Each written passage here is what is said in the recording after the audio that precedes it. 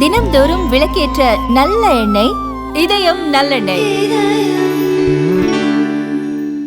அடுத்த கல்வியாண்டு முதல் தமிழ் வழி கல்வியை அறிமுகப்படுத்த மத்திய அரசின் NIOS நிறுவனம் திட்டமிட்டுள்ளது.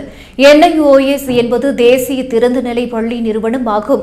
அது 1989ஆம் ஆண்டு மத்திய கல்வி அமைச்சகத்தின் கீழ் தொடங்கப்பட்டது. பள்ளி இடைநிற்றல் விகிதத்தை குறைப்பது NIOS நிறுவனத்தின் முக்கிய நோக்கமாகும்.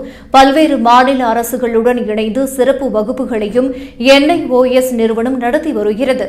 சமீபத்தில் தமிழ்நாடு கால்நடை பல்கலைக்கழகத்துடன் இணைந்து விவசாயிகளுக்கான டிப்ளமோ வகுப்பை NIOS அறிமுகப்படுத்தியது. இந்நிலையில் அடுத்த கல்வியாண்டு முதல் 11 மற்றும் 12ஆம் வகுப்புகளில் தமிழ் வழி கல்வியை அறிமுகப்படுத்த NIOS திட்டமிட்டுள்ளது.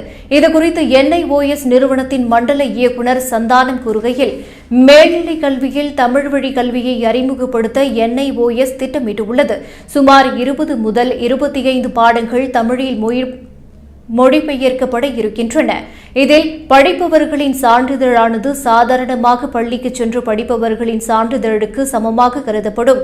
எனவே NIOS அமைப்பில் 10 மற்றும் 12ஆம் வகுப்புகளில் சேர்ந்து படிப்பவர்களின் எண்ணிக்கை அதிகரித்துள்ளது. தமிழ் வழி கல்வியை அறிமுகப்படுத்துவதன் மூலம் கிராமப்புற மாணவர்களின் எண்ணிக்கை அதிகரிக்கும்.